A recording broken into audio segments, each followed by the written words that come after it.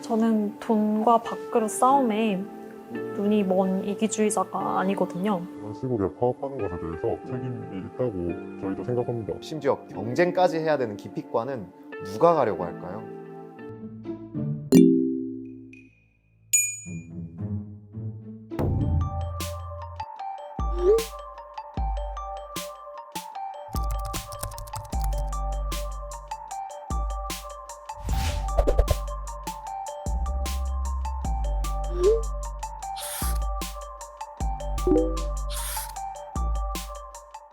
의사 국가고시를 취소하고 동맹휴학에 나섰는데 이 결정이 의대생으로서 얼마나 큰 결정이고 손해를 봐가면서까지 이렇게 하는 이유가 뭘까요? 사실 당연히 국가고시를 취소하면 저희는 잃는 게 많지만 이 정책이 제가 생각하기에는 참된 의사를 기르는 방법은 아니라고 생각해서 국가고시를 거부를 일단 했고요. 사실 저희가 배우는 이 의학 교육이라는 것 자체가 기초, 임상, 실습으로 이렇게 이어지는 학문이다 보니까 중간에 1년의 공백이 그렇게 갑자기 생겨버린다는 게 교육을 받는 입장에서 굉장히 저한테는 안타까운 결정이었고요. 저는 6년간 의대를 다니면서 의대가 학생들한테 환자를 아끼고 사랑하는 방법을 가르쳐주고 그걸 의술로 어떻게 실천하는지를 교육하는 기관이라고 생각을 했어요.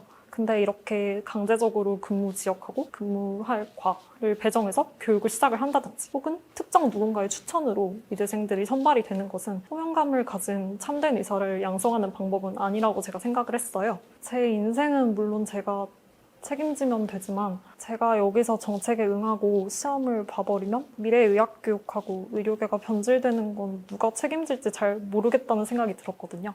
의대생이 성인군자 아니더라도 저희가 단순히 우리 이익만을 위해 가지고 1년 버릴 정도로 그런 사람들은 아닙니다. 지금 문제는 정책 내용뿐만 아니라 정책 결정 과정에도 문제가 있기 때문에 저희 말을 좀 들어달라고 손해를 각오하고 나서는 것이고요. 정부 말에 따르면 한국은 다른 OECD 국가에 비해서 의사가 부족한데 의대 정원을 확대하면 오히려 좋은 거 아닌가요? 일단 나라에서 의료 인력이 부족할 거다. 또 그걸 우려하는 이유는 그게 국민의 건강 수준 저하로 이어질 거다라는 얘기 때문인데요. 근데 우리나라는 의료 접근성 그리고 국민 건강 수준 모두 OECD 최상위권에 속한다고 해요. 그리고 한국에서 의사를 만나고자 할 때 당일에 만날 수 있는 경우는 99.2%에 달하고 다른 선진국 기준에서는 이틀 내에 의사를 만날 수 있는 경우가 57% 정도밖에 안 된다고 해요. 정말 그래서 이렇게 과연 부족하지도 않은 의사 수를 늘리려고 수천억의 세금을 사용하는 게 옳은지 한번 고민을 해봐 주셨으면 좋겠어요.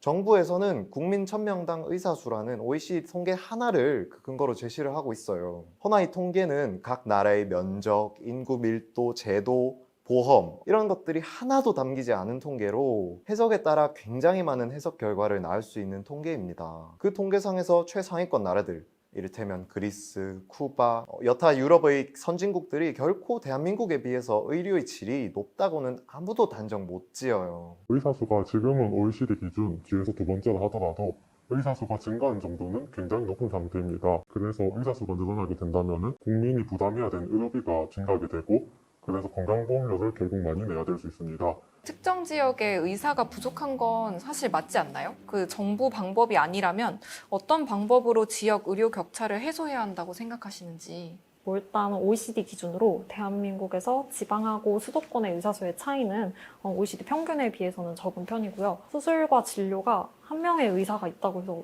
이루어질 수 있는 게 아니거든요. 실습 돌면서 봤던 걸 설명을 드리고 싶은데 병원에서 산부인과를 유지하려면 미숙아가 태어나면 집중 케어 받을 수 있는 신생아 중환자실, 산모가 혹시 잘못돼서 입원할 수 있는 중환자실, 수많은 시설하고 물자가 필요하거든요. 근데 인구수가 적은 지방에서는 이런 걸 유지하기가 힘들어요. 병원이 자생하려면 수익이 있어야 되고 그렇지만 지방의 적은 환자 수로는 힘들거든요. 그럼 가장 먼저 감축되는 건 수술을 하면 할수록 적자인 필수 의료과가 되거든요. 지방의 필수 의료 과목을 유지하고 싶다면 불가피한 적자인 의료시설 아니면 기구 등에 대해서 정부가 지원하는 게 가장 옳고 빠른 효과가 있는 방법이라고 저는 생각해요. 의사 수 확대로 비인기 분야 기피 문제도 해결할 수 없을까요? 의료 수가 정상화와 그 처우 개선이 해결책으로 이제 얘기가 되는데 기피과 의료진의 근무 환경은 얼마나 열악한 상황인가요? 흉부외과 실습을 돌 때 전문의 10년 차인 흉부외과 교수님께서 학생들에게 흉부외과 생각하는 사람이 있으면 말리고 싶다고 말하실 정도예요.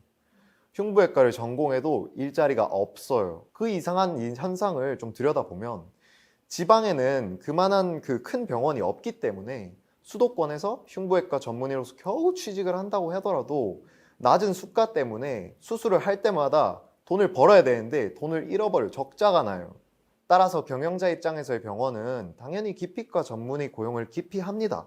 일하는 사람이 많지 않아서 굉장히 힘들게 일을 하는데 막상 나눠서 일을 하고 싶어도 일을 안 시켜줘요. 참 아이러니하죠. 게다가 정부가 추진하는 공공의대라는 정책은 이러한 기피과에 종사할 학생들만 미리 뽑아서 이제 전액장학금으로 양성을 하고 10년간 해당 지역에서 의무 복무를 시킨다고 합니다. 직업 선택의 자유, 아니면 거주지 이전의 자유, 이런 도덕적인 문제는 다 뒤로 하더라도 문제는 10년 뒤에 의무 복무 뒤에는 그들의 행보를 강요할 수가 없어요. 대한민국이 현재와 같은 그냥 이와 같은 의료 행태라면 쏟아져 나오는 기피과 의사들이 또 수도권에 몰리겠죠. 그러면 지금마저도 굉장히 힘든 일자리를 심지어 경쟁까지 해야 되는 기피과는 누가 가려고 할까요? 현재 기피과 의료진인 전공의 선배들은 주 80시간 이상을 단 1분도 쉬지 못하고 최저시급도 안 되는 월급을 받으면서 일을 하고 계세요. 그렇게 의료 수가가 낮고 월급이 낮아도 그 일을 하시는 이유는 환자가 좋아지고 퇴원하는 걸 눈으로 보시는 거에서 보람을 느끼기 때문이라고 제가 들었거든요. 기피 문제를 해결하려면 이렇게 사명감 있는 의사들이 기피과, 기피 지역에서 자기 전공을 살려서 의술을 펼칠 수 있는 환경을 만들어주시는 게 우선이라고 생각합니다. 지금도 기피과는 자기 전공 살려서 일할 병원이 없는 거지 기피과에 관심 있는 의대생이 없는 게 아니거든요. 아직 학생인 의대생들이 왜 이렇게까지 하는지 의문을 갖는 사람들에게 어떤 말을 전하고 싶으신지, 또 국시거부 의대생 추후 구제 반대 청원에는 이제 20만 명 넘게 동의를 했는데 솔직히 나라에서 추후에 구제해 줄 것이라는 믿음이 혹시 있는 건 아닌지 설명을 해주세요. 저는 돈과 밥그릇 싸움에 눈이 먼 이기주의자가 아니거든요. 저는 의사라는 꿈을 가지고 사람을 살린다는 꿈을 가진 평범한 의대생 중 하나일 뿐이고 저뿐만 아니라 제 옆에 있는 모든 동기들도 그런 사람들이거든요. 제가 사명감 없이 제 사리사욕에 눈이 멀었다면 지금과 같은 행동은 하지 못할 거라고 생각해요. 저는 제가 미래에 맡을 제 환자가 돈 걱정 없이 항암제를 썼으면 좋겠고 사명감 넘치는 제 동기들이 주저없이 원하는 흉부외과, 산부인과, 외과에 지원을 할 수 있었으면 좋겠어요. 저는 그뿐이고요. 구제에 대해서 많은 말들이 있다고 들었는데 나라가 저를 추후에 구제를 해주고 싶으시다면 저보다 먼저 미래의 제 후배들이 받을 의학 교육의 질과 그리고 저희가 근무하게 될 의료 현장의 질을 먼저 구제해 주셨으면 좋겠습니다. 저희는 대화와 논의를 늘 원해왔고 의료계 역시도 그래왔거든요. 근데 그런 의료계를 묵살해왔던 정부랑 그리고 병원을 떠나서도 선별진료소에서 자원봉사를 하고 릴레이 헌혈을 이어가고 있는 전공의들, 의대생들 중에서 누가 국민 건강을 인질로 삼고 있는지 국민 여러분이 한 번만 다시 생각을 해봐 주셨으면 좋겠습니다. 의료 인력이 이렇게 필요한 시국에서 파업이나 시험 거부까지를 해야 하냐는 이제 국민들도 있어요. 이 국민 목소리에 대해서는 어떻게 생각하시는지, 그리고 정부와 대화는 어떻게 진행되어 왔으며 의대생들이 정부에게 요구하는 점은 무엇인지 말해주세요. 의사가 이런 시국에 파업하는 것에 대해서 좀 도의적으로 그럴 책임이 있다고 저희도 생각합니다. 거기에 대해서 어느 정도 동의합니다만 의사가 파업하지 못할 거라고 생각하고 온갖 정책을 논의도 하지 않은 채 쏟아내면서 의사들 궁지에 모는 정부랑 궁지에 몰려가지고 지금 대화하려고 파업하고 있는 의사의 책임 중에서 어느 게 더 큰지에 대해서 좀 여쭤보고 싶습니다. 의사는 이미 정부가 정책을 철회하고 재논의를 한다면은 업무에 복무하겠다고 약속을 한 상태입니다. 전공의 협의회에서 작년 11월부터 계속 대화를 요구해왔습니다. 그런데 정부에서 대화를 일부러 늦추기도 하고 그런 식으로 거부했고요. 그리고 정부에서 대화를 하더라도 정책은 바뀌지 않을 거라고 하는 등 대화 의지 자체를 전혀 보이질 않았어요. 그래서 심지어 최근 기사 보면은 저번 5월 기준으로 한창 코로나가 심각했을 때 그때 남원의 공공의대 부지를 거의 절반가량을 이미 보상을 완료했다고 하고 있어요. 그래서 정리하면은 의료진이 코로나 현장에서 고생하는 사이에 의사와 일말의 논의도 없이 차차 준비를 해가지고 코로나가 지금 7월 말 정도에 어느 정도 잠잠해졌을 때 정책을 그때 발표했습니다. 지금 와서 정책을 단순히 유보하겠다 한들 어떻게 의사가 믿을 수 있을까요?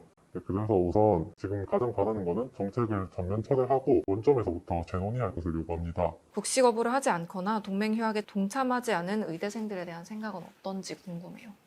모든 결정은 개개인 스스로가 고민 끝에 내린 결정이고요. 어떤 강요도 지시도 없었고 저로서는 눈치 보인다는 이유만으로 이렇게 중요한 시기에 1년 동안의 교육 혹은 눈앞에 펼쳐진 제 꿈을 포기할 수는 없다고 생각을 합니다. 저는 사실 저희 동기들 중에서 누가 국시 거부를 하지 않았는지 모르거든요. 그 수많은 동기들을 하나하나 대조해서 국시 보는 동기가 누군지 찾을 이유조차 없을 뿐더러 시험을 보는 동기들의 상황과 의견도 당연히 존중을 하기 때문입니다. 누가 언제 의사가 되느냐는 저는 중요한 문제가 아니라고 생각해요. 다만 각자의 방식으로 참된 의사가 되기 위한 목소리를 내면 된다고 생각을 합니다.